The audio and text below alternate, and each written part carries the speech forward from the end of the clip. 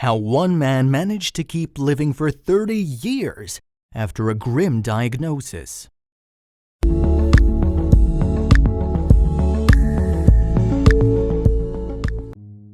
Living well into your old age may sound like a dream come true, or it may sound like a bit of a nightmare.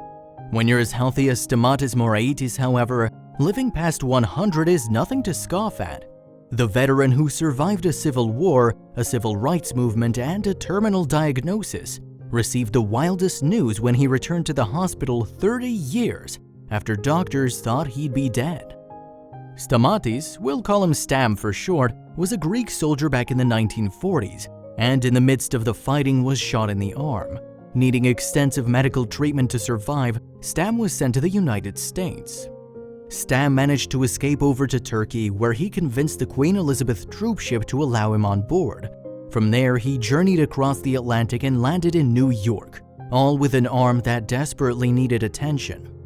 When Stam got to New York, he found a community of folks from the little Greek island he hailed from, Ikaria. They helped him find medical assistance as well as a place to work. Once Stam had saved up, he moved to Boynton Beach, Florida, where he fell in love. Over 30 years later, Stam was officially living the American dream. He had a loving marriage, 3 beautiful children, and a picturesque home near the beach.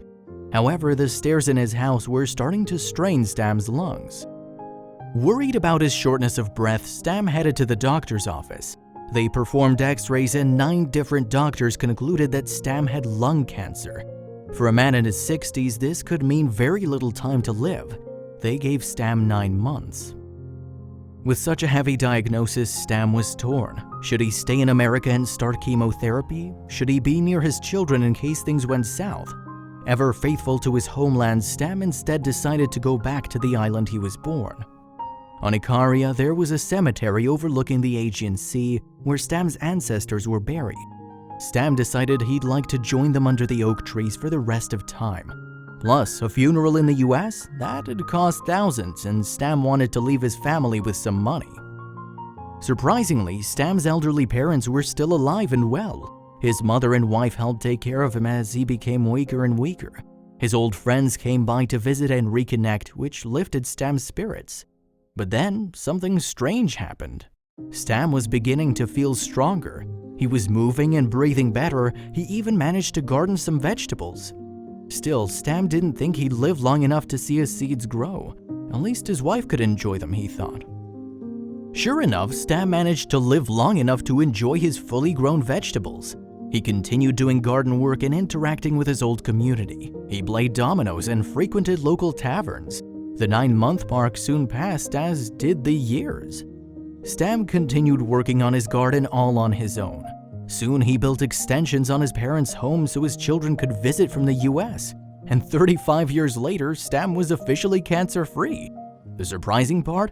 He never even went through chemotherapy.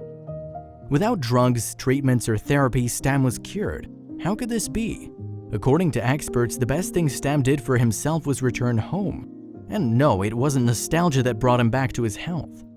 Researchers found that the people who lived in Ikaria were living remarkably long. So long, in fact, that the island held some of the longest living communities on the planet. But it wasn't just their longevity.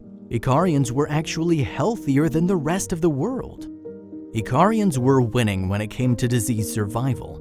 They were ahead of other nations when it came to beating out cancer, cardiovascular problems, and dementia. Why was this little island such a phenomenon? Back in the 17th century, Ikaria was where Grecians went to relax. They'd vacation in the gorgeous mountains and sit in the spa-like hot springs. The island was praised for clean air and fresh water. It was still hard to explain how citizens were benefiting so profoundly. According to a doctor from Ikaria, their way of life played a huge role. People would stay up late to enjoy one another's company over bottles of wine from their vineyards.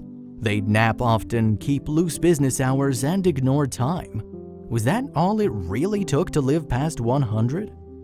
Unfortunately, accurate birth records in Ikaria are still hard to come by. With so many citizens claiming to be 80, then 90, then 100, researchers began to distrust the data. After all, having a large population of centenarians is sure to attract tourists. However, there may be more to it. Icarians have been providing for themselves for generations. Their separation from the modern world was clearly benefiting their wealth. When communists were sent to the islands in the late 1940s after the Greek Civil War, communal living became even more accepted. Between a diet of locally grown crops and healing teas, a selfless community, and a general sense of timelessness, Icaria was making a statement. It proved that the best way to live long was to live easy. After his wife's death, Stam lived on and made a shocking discovery. The 9 doctors who had given Stam his fatal diagnosis had all passed away themselves. Whether or not the veteran really had lung cancer that disappeared on its own remains a mystery that Icarians will forever pass down as folklore.